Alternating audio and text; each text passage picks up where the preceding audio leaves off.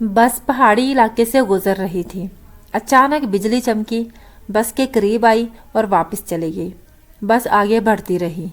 आधे घंटे के बाद बिजली दोबारा आई, बस के पिछले हिस्से की तरफ लपकी, लेकिन वापस चली गई। बस आगे बढ़ती रही। बिजली एक बार फिर से आई। वो इस बार दाएं साइड पर हमलावर हुई, लेकिन तीसरी बार भी वापस लौट गई।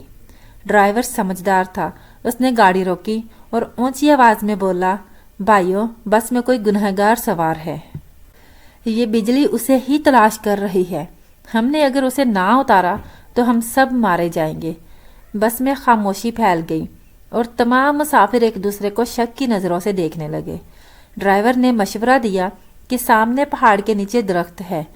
हम तमाम एक एक करके उतरते हैं और दरख्त के नीचे खड़े हो जाते हैं। हम में से जो गुनहगार होगा, बिजली उस पर गिर जाएगी और बाकी लोग बच जाएंगे। ये तजवीज़ काबिल अमल थी। तमाम मुसाफिरों ने इत्तेफाक किया। ड्राइवर सबसे पहले उतरा और दौड़कर दरख्त के नीचे खड़ा हो गया।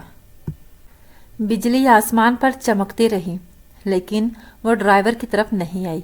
वो बस में वापस चला गया। दूसरा मुसाफिर उतरा, दरख्त के नीचे खड़ा हो गया।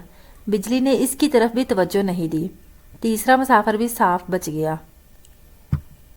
यूं मुसाफिर आते रहे, दरख्त के नीचे खड़े होते रहे और वापस जाते रहे, यहाँ तक कि सिर्फ एक मुसाफिर बच गया। ये गंदा मजहूल से मुसाफिर था। कंडक्टर ने उसे तरस खाकर बस में सवार कर लिया था। मुसाफिरों ने उसे बुरा भला कहना शुरू कर दिया। लोगों का कहना था, हम तुम्हारी वजह से मौत के मुंह पर बैठे हैं, तुम फौरन बस से उतर जाओ।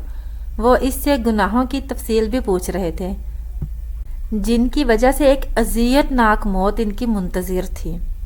वो मुसाफिर उतरने के लिए तैयार नहीं था, लेकिन लोगों ने उसे हर कीमत बस से उतारना था।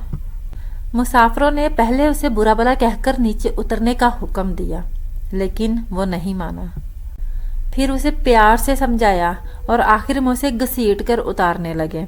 वो कभी किसी सीट की पुश्त पकड़ लेता तो कभी किसी सीट की, कभी राड को पकड़ लेता और कभी दरवाजे को पकड़ लेता, लेकिन ये लोग बाज आने वाले नहीं थे। उन्होंने उसे जबरदस्ती घसीट कर नीचे उतार दिया। ड्राइवर ने बस चला दी। बस जो ही गुनहगार से चंद मीटर आगे गई, धाड़ की आवाज आई। बिजली बस पर गिरी और तमाम मुसाफिर चंद लम्हों में ही जलकर खत्म हो गए।